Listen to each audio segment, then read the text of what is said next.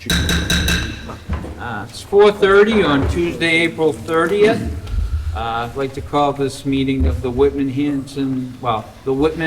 Middle School Building Project to order.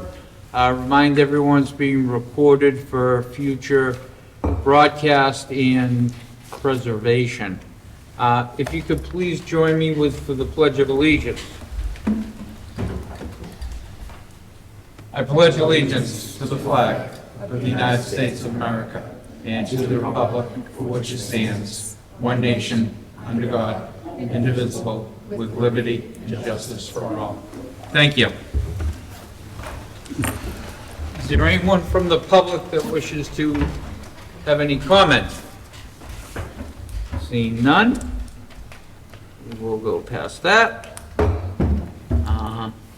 Did everyone receive your packets and the meeting minutes from March 26th? I would entertain a motion to approve as presented. Second. Okay, so George with the motion, Jeff with the second. Mr. Carroll, did you have something? We did have one request for an update from Kathleen, and we did do that update. It was a typo on a name. And an explanation of why Justin and I left early at our previous. Oh, yeah. And I So just sent- providing the details why they left early, not just that. Was that in the minutes, or? That was in the minutes, yes. Okay. So we did update that, and I believe that was sent out probably yesterday afternoon as an update. Or it was uploaded yesterday afternoon as an update, so. Okay, I read it, so. And is everyone comfortable with that update? I know Justin and Ms. Otina need to leave early for a joint meeting with this Board of Selectmen at that point. Okay, roll call vote. George? Yes. Crystal? Yes. Yes. Yes. Yes. Yes? Yes. Yes. Yes. Yes. Yes. Beth? Yes. Unanimous, Mr. Carroll. Thank you. Okay, OPM update, Mr. Carroll. So we have our regular scheduled updates here. I am going to show you the MSBA report first because that's what we have been showing, but I'm going to also show you the financial updates that we've been showing over the last couple of meetings, which is a little bit more succinct version of where we're at with different items. But this is our standard monthly report. We're right up against the next monthly report coming out in the next week or 10 days or so, but this was basically as of 3/31, so just about a month ago, just with the timing on the meetings. So again, we're showing activities that are being done, and we're showing the designer and their contract, as well as us and our contract. We don't have a general contractor on board, obviously, yet. And we've got the certifications. Behind that, we're providing them the standard payments that have been made in that last time period, as well as just a different format of those same standard payments and the current overall schedule with a marker kind of showing where we're at right now, which is basically right here at the end of design development. We're actually a little bit beyond that at this point now because we're a month later than where that's showing right now.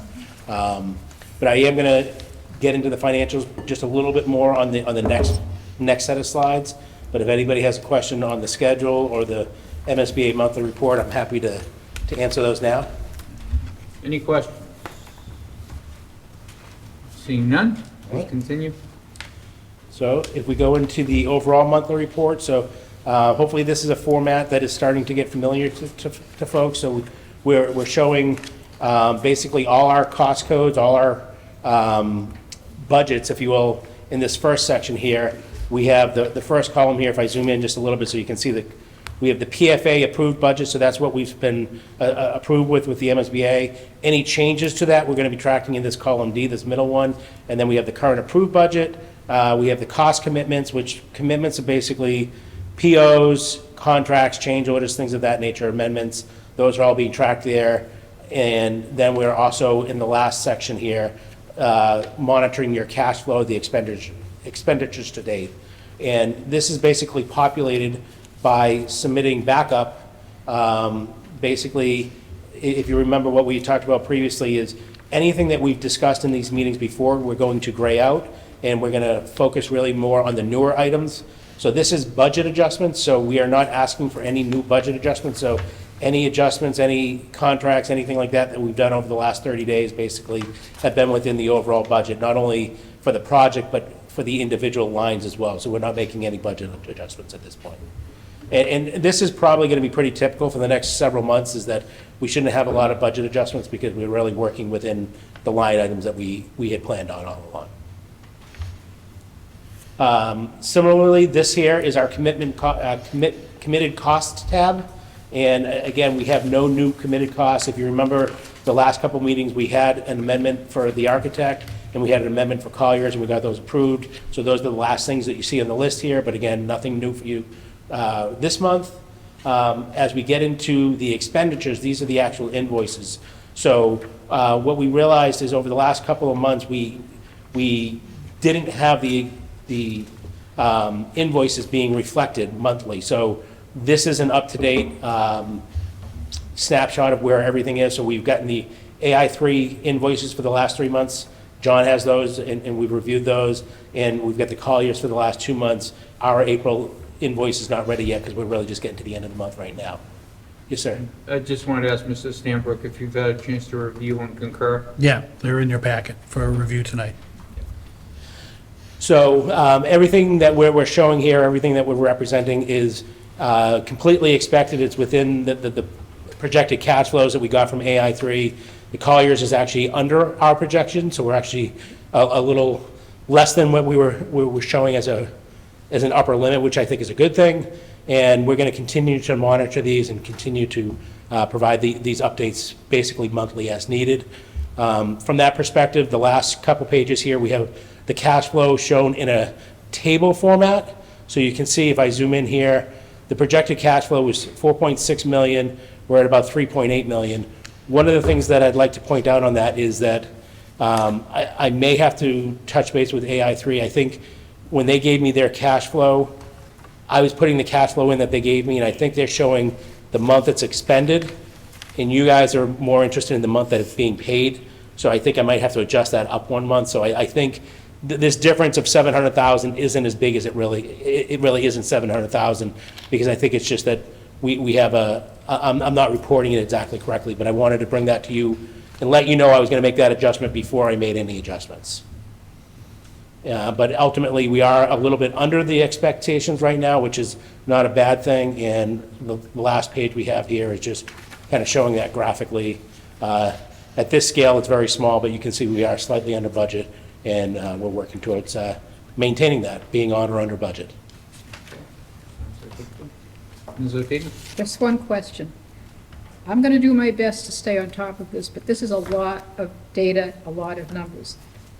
I love this slide because I look at a graph and it's like the red is below the green. I think we're doing well. That's it. Is that what I need to focus on? And then if I'm not quite clear, then I can go looking for why does it not continue to stay below the green? That's right. That's right. That's a good indicator. I mean, let me say this. The good indicator is the red being below the green. Mm-hmm. But especially when the contractor gets on board, if I zoom out here a little bit, you can see once the contractor gets on board, this graph starts growing much faster. Yeah. Because they have much larger bills. Obviously. If the red gets too far below the green, that's an indicator to me that maybe they're being a little behind schedule, because if they're underbilling by a lot, contractors aren't going to do the work and not bill you. So if we start to see that being substantially under, then we have to look at it. Now, we do have contingencies in there, and we do have budgets that are uncommitted budgets, so we may have budget on a specific line item with a contract, but the contract isn't the full budget. So when I start to see that, those kind of diverge with the red going too low, I do take a deeper dive on that and a deeper look to understand, is that because we have uncommitted and contingencies we haven't spent, which again is probably a good thing, because if I go back to the previous slide here, if you look, the way we make up the estimated outlay, we have an OPM cash flow, we have a designer cash flow, we have FF&E, we have construction, we have contingency. And if you look at the very bottom, I'm assuming we're spending our full budget. And to do that, I'm starting to spend contingency already right now. So that's, again, a conservative way of doing it, but I think a proper way of doing it is to show that you are spending to your full budget. And as we start to see those diverge, we'll keep an eye on that. But I think right now, Part of the reason why we're a little under budget is I do have to adjust that AI3. Part of it is our billing is a little bit less than it was, and part of it is that we theoretically should have spent some contingency that we haven't. Okay, thanks, Mike. Makes my life easier. Anybody else any questions? Please continue. All right. So jumping back, that's really all I had for my update tonight. I'm going to turn it over to the design team for their overall schedule review, construction phasing, and introduction to renewable energies.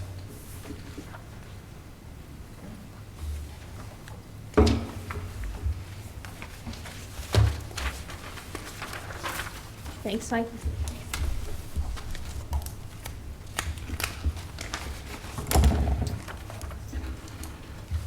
Let me go to the next slide. This here.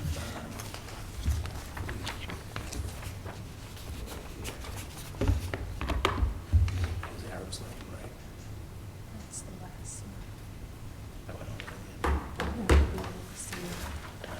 Yeah, give me 1 second.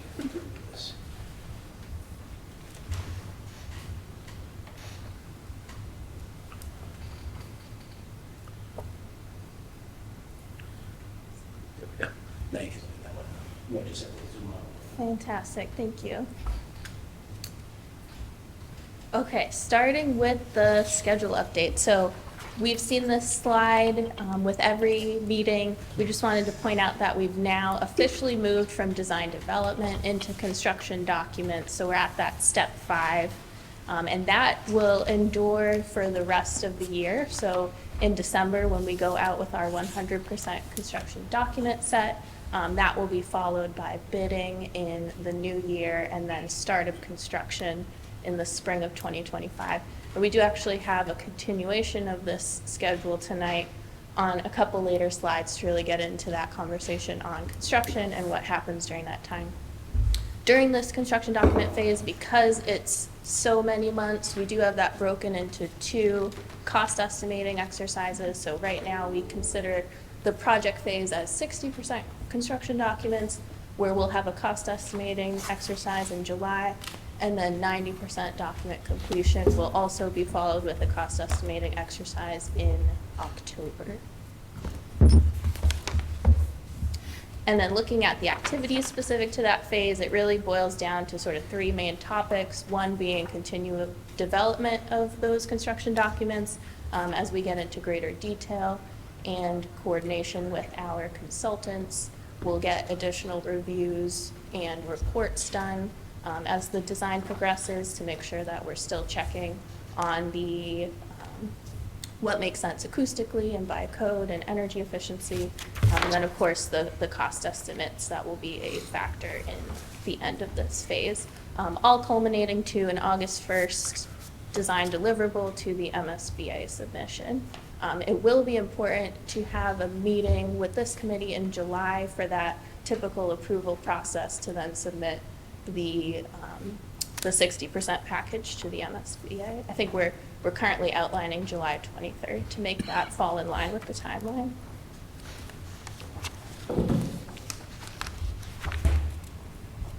I'm still too quiet. Soft spoken. Right.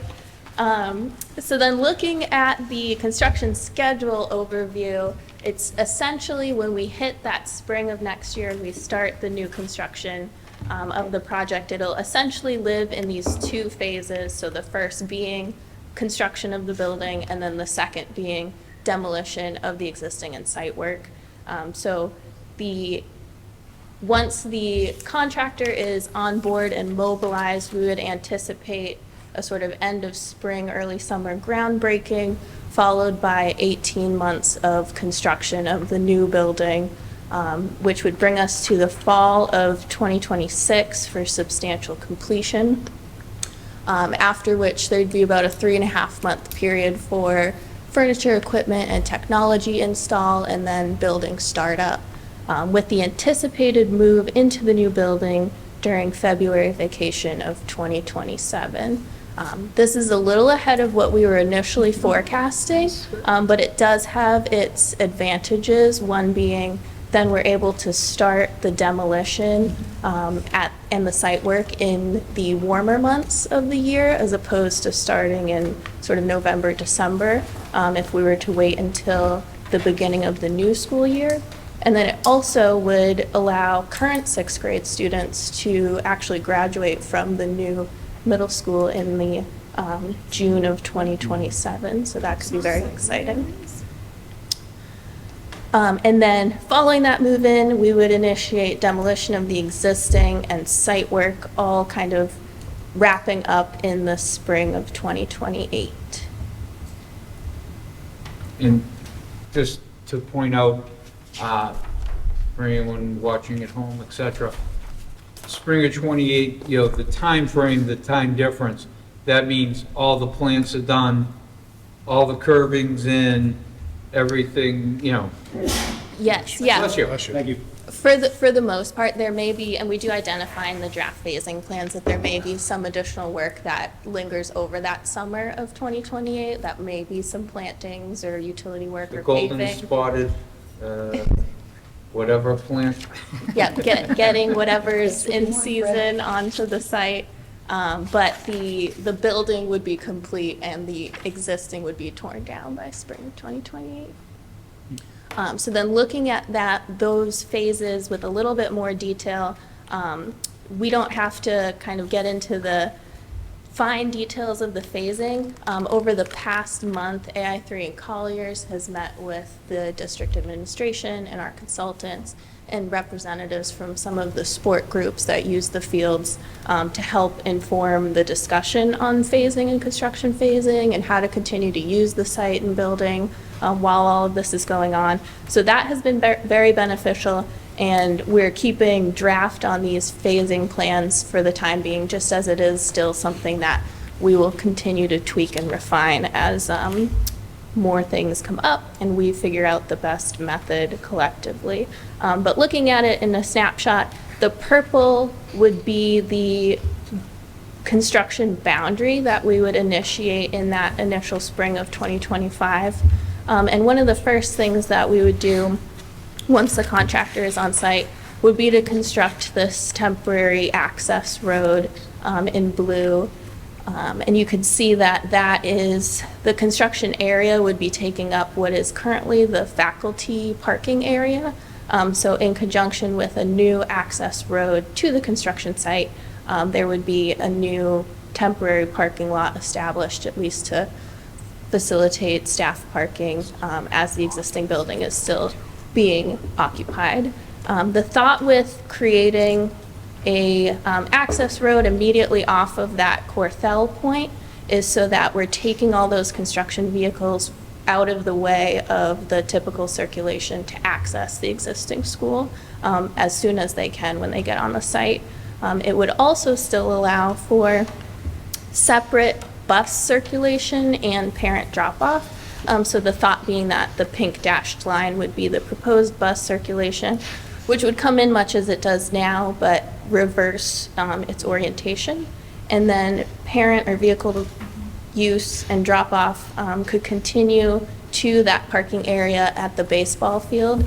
It's our understanding that that is typically used now for anyone accessing the fields, and drop-off of students would allow students to then enter the existing middle school from more of that cafeteria music entrance instead. So something that we put together in an effort to sort of maintain that separation between bus vehicles and construction vehicles. Something that we are also considering is at the same time that those temporary access roads and parking are developed, we would work to complete the pathway access to Jackson Field up here. Again, given that the access is a bit restricted by the construction boundary, it would allow for access throughout the summer, I guess through the course of construction, to still be possible to that Jackson Field for town use. The green arrows would indicate that egress from this existing school as it remains in place would still be possible. So full operation of the existing and allowing the new building to be completely constructed behind that existing building. the softball fields, as well as this U10 soccer field, would be required to accommodate some of that construction, staging, and storing on site. We did mention in the previous building committee meeting the possibility of including that second softball field in this construction sequence. We have another slide at the end just to kind of get confirmation from the building committee and an additional discussion on that. And then lastly, in this phase, we would work out when to sort of do some work along this southern access road. We're proposing probably the summer of 2026 to complete some utility work that would be required underground, and then also new paving in that area. So it may put access to those baseball fields a little bit limited, but if it occurs sort of in an off-season to the spring or fall ball, something to consider. And then we have a second phase, as we mentioned, just starting to initiate that demolition and site work. So once the new building is complete, we would have the construction staging area would be relocated to this area at the northeast of the site, with the goal of being able to then start reconstruction of those softball fields as soon as possible. Staging area would still be required for the contractor to be able to do the demolition and site work that's remaining. And then we would phase the demolition so that the second story part of the existing building would come down first, allowing the site work to be completed in that area, parking and access made easier to get to that new building. And then the sequence of demolition would continue with the single story portion of the existing building. And maintaining access for all users of the site, either to continue this vehicle circulation route, and then also having that loop for buses completed early on in the demolition stage. And then we just broke phase 2 into 2 separate slides to be easier to see. In this slide, we would have the existing building completely demolished, which would allow the contractor the opportunity to then work on that central field, and the softball field and U10 field would then be back online in that spring of 2028. And just as I mentioned, there may be still some site improvements that endure for this following summer, but ultimately, with the spring of 2028 being completed building and primarily site work. When you're talking back online, you're talking after a full growing season, et cetera? We are, yeah. So that would leave the reconstruction of the fields essentially would start their growing season that previous fall, and then have all of the fall and spring for that reconstruction and growing season. Thank you. And as I mentioned in the previous slide, anticipating that move-in to occur February of 2027 into the new building, and then following with the demolition of the existing that summer. And then, of course, a representation of the result.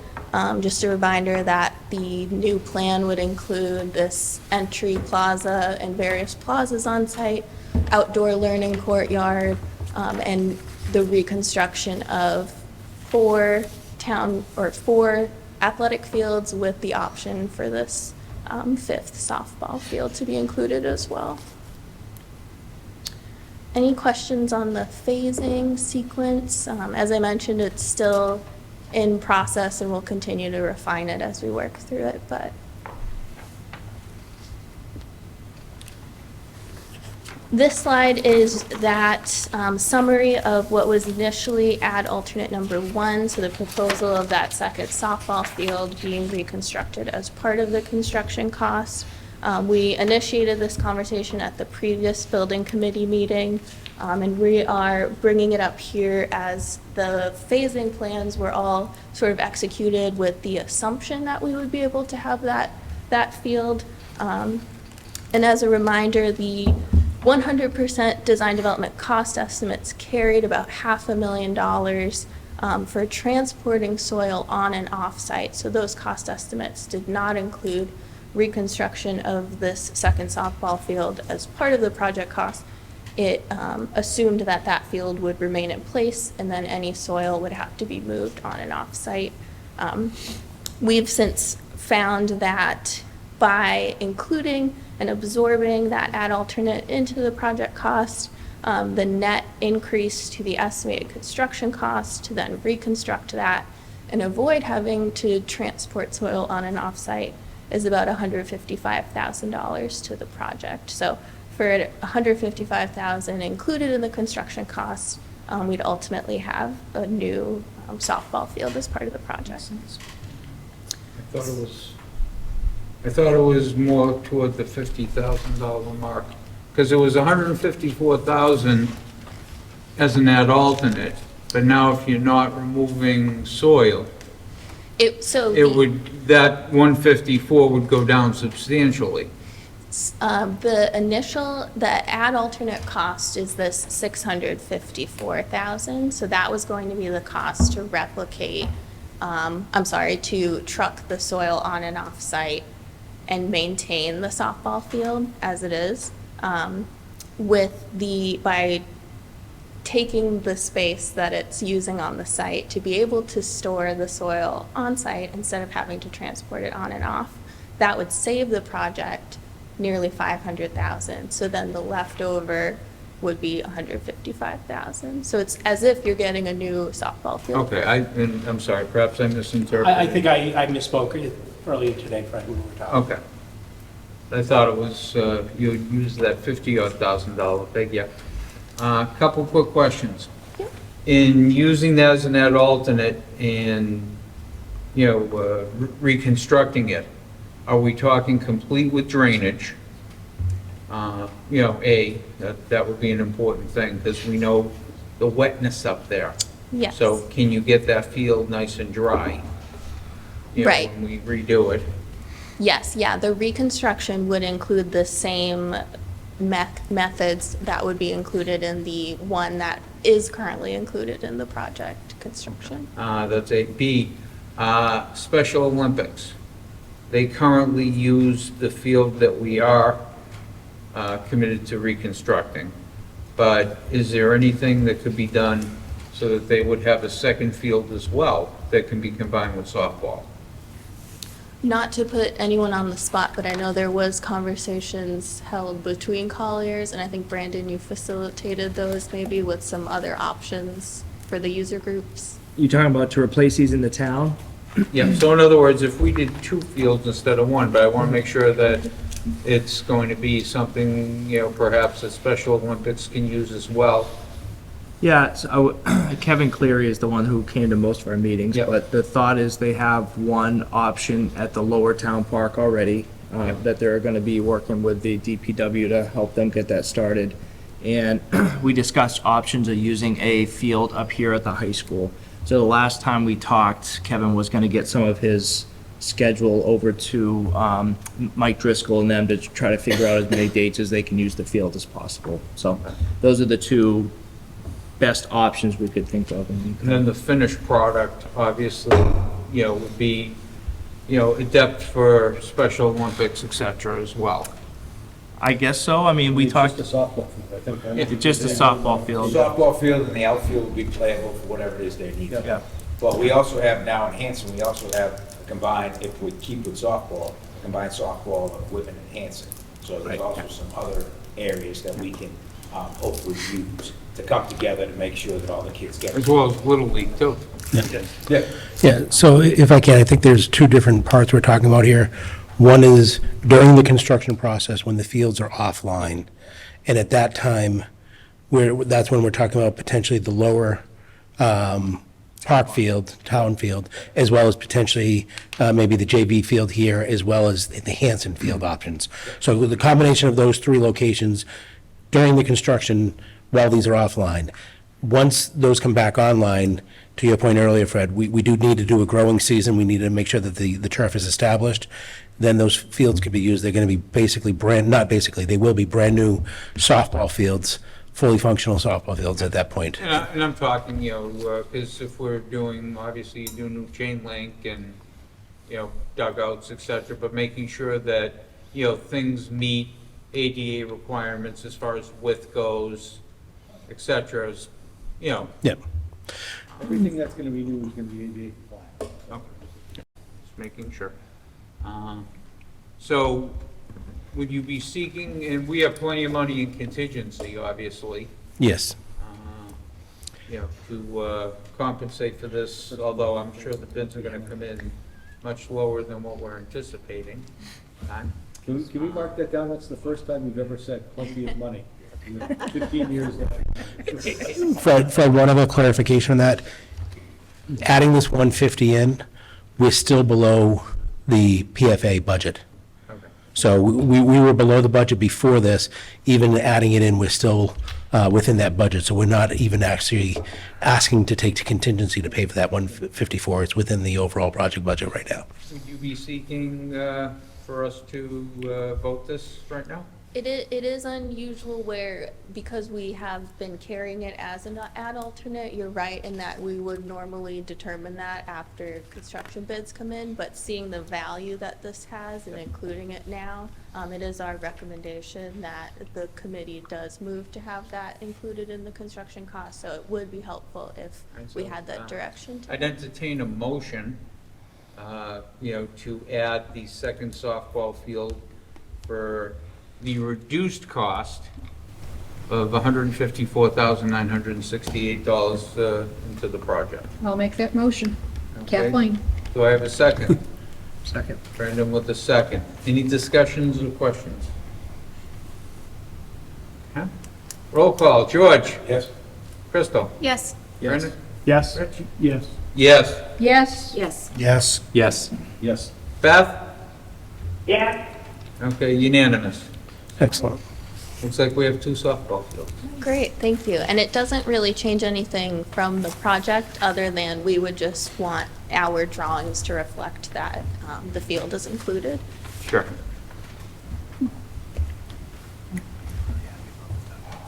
So our second topic tonight is an intro to renewable energy systems. We are not looking for any kind of determination or vote on this. It was more just to start the conversation on some of the options that are available, and some of the things you'll be thinking about after bidding. So this, we are carrying it as an ad alternate. We've been calling it ad alternate number 2, which is a renewable energy system that includes solar panels on the roof and site canopies. So there'd be 2 canopies on the site that include solar, all with the intent that those would generate enough electricity to offset the energy use of the building. You might recall that the committee determined, I think last spring, to pursue the opt-in specialized stretch code. The MSBA does offer additional reimbursement for a project to pursue that opt-in specialized code, which basically requires the project to be all electric, which has already been established, but to also be net zero ready. So the project does already include the conduits that would be required and necessary to then affix a renewable energy system to offset the energy usage of the building. But it's really just because we are, we're going through all that effort to make it net zero ready. We're carrying that ad alternate to then be able to actually have the system so that you can have the additional benefits that would bring. So you can see in this energy goals decision-making tree, we've established for the project that it will follow that opt-in stretch code, and it's currently being planned for net zero ready, but we also have a solar designer as one of our consultants who has put together drawings and a layout for that solar panel system, and so at the time following bids, it can be determined whether or not the committee just chooses to include that as part of the project. I think from the design development cost estimates, that currently was around $4.3 million. And so with this, just some background on your options for solar renewable energy system, the town can determine whether or not they want to own the PV system, or they can participate in a power purchase agreement. It's very similar to if you want to own, be a homeowner, or if you want to lease. And so PV ownership, if you own the solar energy system, you would own 100% of the energy production and those solar renewable energy credits. So you would be the owner of those and can sell them back to the utility company if you choose to do so. You would also directly benefit from any incentives or rebates that are available for having that system. And then additionally for us, it would contribute to the LEED renewable energy credits if you own the system. Of course, cons being that you would have to pay the capital cost to install that upfront, which would be that ad alternate that you're buying, and you would be responsible for the maintenance of those panels. Conversely, with a power purchase agreement, you'd essentially be leasing the panels, but you wouldn't be responsible for buying them upfront or maintaining them. However, that does put you at the mercy of the terms and lease agreement, of which we wouldn't know at this time. It would be dependent upon the power purchasing lender. And then, of course, it doesn't earn those LEED renewable energy credits, but I can jump ahead here. We've included our current LEED spreadsheet just to show that the points for that renewable energy are currently living in the maybe column. So we are not assuming that we will earn those points. And regardless of whether or not those points are a part of the project, it is still tracking to meet or exceed the requirement of LEED Silver certification. So at this current juncture, whether or not you have renewable energy on your project would not impede your ability to get LEED Silver certification. And then additionally, you could opt for a sort of hybrid version where maybe you own some of the panels, but maybe you're leasing the rest of the panels. That, of course, would come with the same sort of pros and cons for each option. But if that LEED credit, those 5 points did become important, you would want to own at least 20% of your system to be able to achieve those credits. And again, we aren't looking for any kind of determination here. It's just more food for thought. And the town additionally would sort of need to do their own analysis financially on what makes the most sense.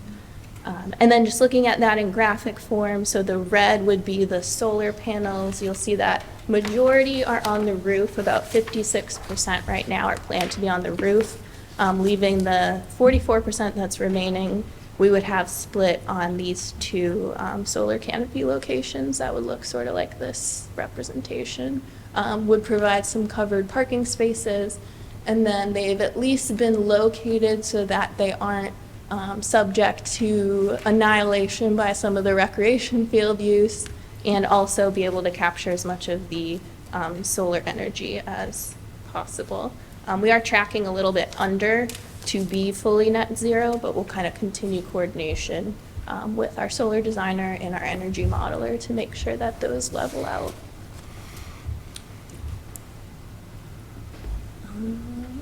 And then, so that was everything we had on renewable energy system. If there was any questions.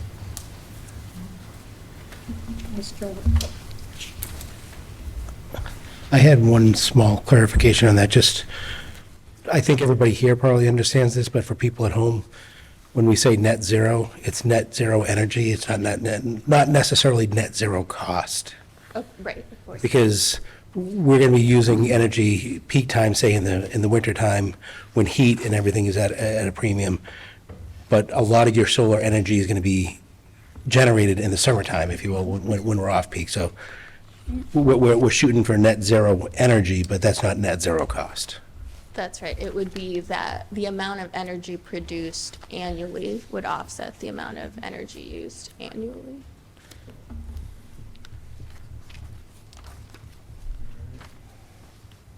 So then summing up next steps and upcoming milestones, I mentioned that August 1st is our deadline from a design standpoint to get the next submission to the MSBA. And then we mentioned in the previous building committee meeting, the potential for a community forum before everyone leaves for the summer. I think we had been targeting June 11th, seemed like a date that would work. But of course, leaving that to the committee to confirm. Does that work for you, Brenda? Yep. Yep. So, and if we did it as a joint meeting, in other words, we did our building committee meeting first, and then morphed, because a lot of the information will be part of the forum as well. We'll just ask people, to wait for our meeting to be done before we really get into the Q&A, so to speak.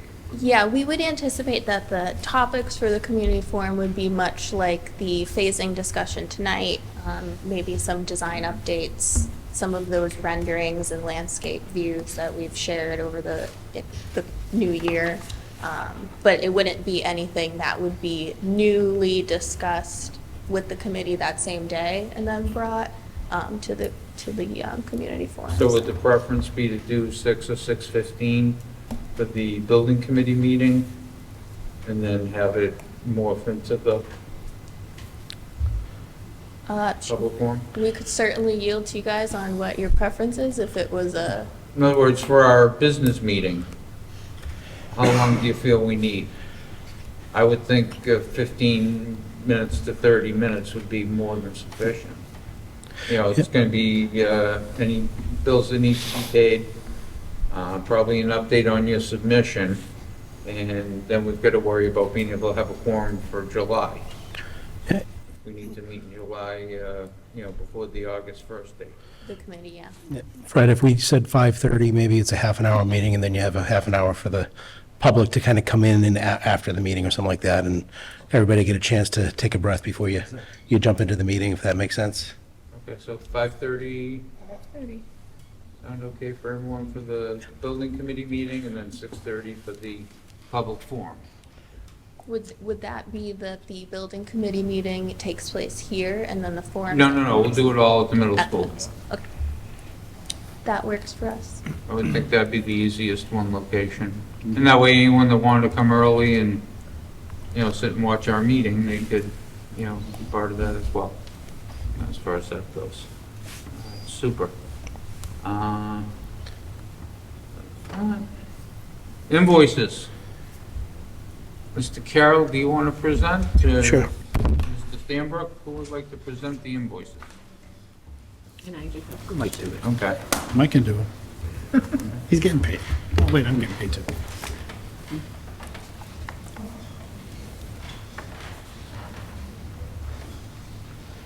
So I believe this is the package that John had sent out to everybody, or part of the package that John had included, listing all the various invoices from the past few months.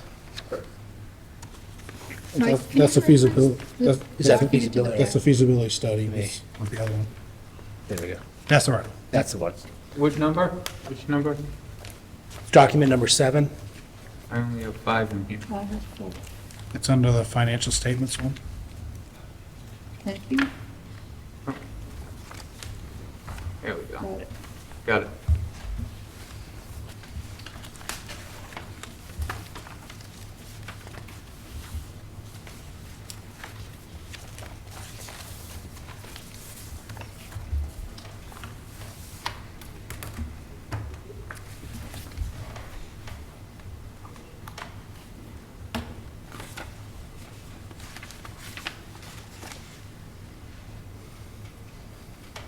All right, so 2.1 million? Do we have 2.1 million? My question. That's my question. I was just gonna go to Fred Small dealership and 30%. Figuring, yeah, we can take care of this, I think. I mean, not tomorrow, but within the next, we just got our assessment in from Whitman, we just got our assessment in from Hanson. Okay, so it's gonna come out of district. So we'll be able to take care of that, as John. What about banning? So the ban is scheduled to go on June 1st. We should have everything in by then. Our audit is behind for fiscal year '22. We've got to get our audit to get a preferential rate for our, and we'll go out to the bond anticipation note. So between now and June 1st, we have to get our audit in. It's about, they asked for 85 documents, and I think I've got 42 in, about halfway there. I have my work cut out for me, but we need to get that in so that we can get a favorable rate when we go out for a ban. Yeah, similar. So it looks like before we vote on these, that we're 1,689,696.25 that the district's expended, right? Mhm. And then on the top of that, another 2,138,867.98. What about next month? We'll have May as well, and we'll probably, maybe not, maybe your ban will be in by June. Can the It'll- district still do the May after that? It's going to be, we'll get the ban on June 10th, and we'll have to see from there. And we're not meeting till June 11th, so. So our financial advisor is Unibank Financial Services, and I sent the updated cash flow to her. She hasn't got back to me yet, at least I sent it to her either Friday or Monday. She's gonna get back to me with what she thinks about what we should ban, but for right now, that's what we Are know. you still looking at, we talked several months ago, For $6 $6 million, million it may have to be more depending on whatever the cash flow shows, I'm not sure. We'll be at almost 4 million after today, and then you Yeah. have May and June, that's 6 will be gone. It may be, yeah. Before you know it. It may be more than that. I just feel like we're getting very deep without the funds. Yep.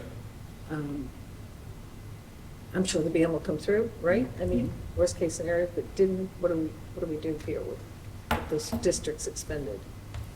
But, I mean, you feel confident that you'll get all the documents in and be If I able don't to- get by a bus, then Oh, we should be able to get the FY '22 audit completed.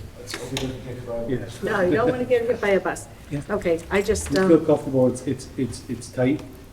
it's a lot of money the district's And once- putting out. Once we get through the audit, we'll be in a much better spot. So, but, you know, we have a hard deadline where we're at now to get things done.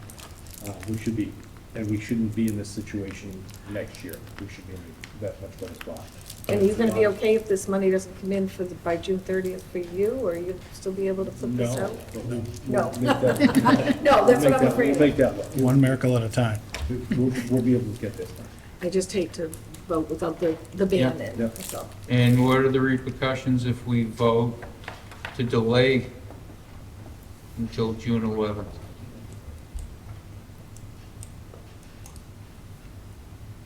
Well, I would say from my perspective, Collier's bills are relatively small, but the AI3 are pretty substantial. They've done a lot of work, and some of this goes back quite a way. So I would ask that you don't delay, I guess, from that perspective, that we're looking to keep them moving forward.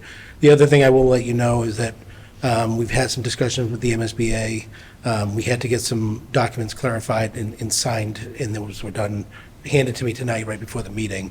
So hopefully with those getting in there, we'll get the PFA from them. We can then start doing our reimbursements from them and start getting that money coming back in Right. as well. Okay, So so, we should vote these tonight, and we'll take care of it. If we have a problem, we'll reconvene this in June. But we should be okay. okay, so what are we anticipating looking at for dollars and cents from MSBA once they receive these signed documents? I'd have to go and take a look at the reimbursement rates and see what's, I don't know that there's anything off the top of my head here that would be non-reimbursable, but it would be at your current reimbursement rate. Okay, so,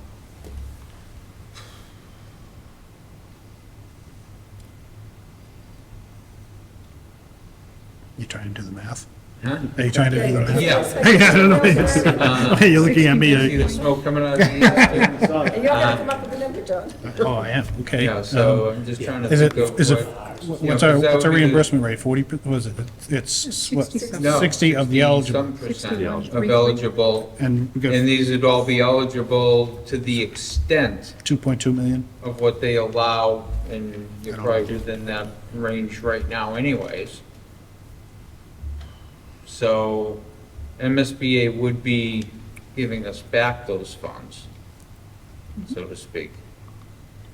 Question is, how quick did those checks come? They turn it around fairly quickly as soon as I get it in to, so And we have to vote it and spend it before they'll reimburse it, that's correct. That's correct. so. You want a motion? I'll take a motion. I'll entertain the motion. I will, offer the motion to pay this invoice, these invoices. For the total sum of, What's the total sum, Mike? Right behind you. 2,138,867.98. 98, thank you, that's the number. 2138-867-98. I'll second. okay, discussion. Just, I guess, so the district has the funds to pay these bills right now, and when the reimbursements start coming from MSBA, or we go out to ban, it'll reimburse the district. Basically, you're tracking the numbers, so you know where all the money's going. Yes. Okay. Yeah, Okay. all right.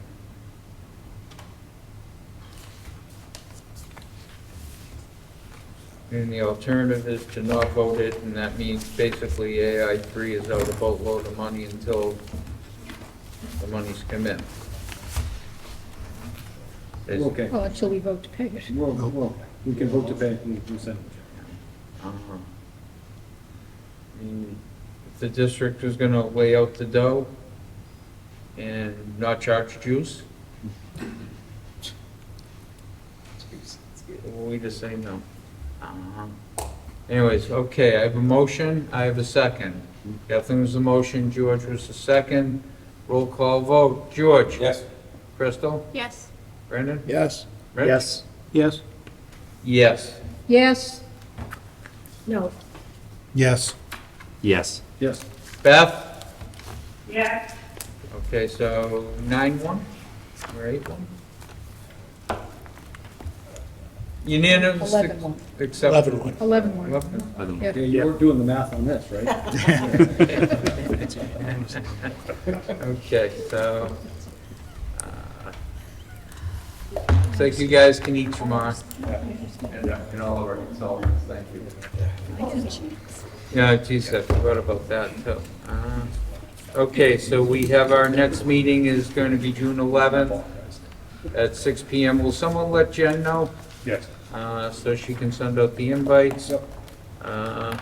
That was 6:30, I mean 5:30? 5:30. 5:30 at the middle school. Yep, 5:30 at Whitman Middle, and then followed by the public forum.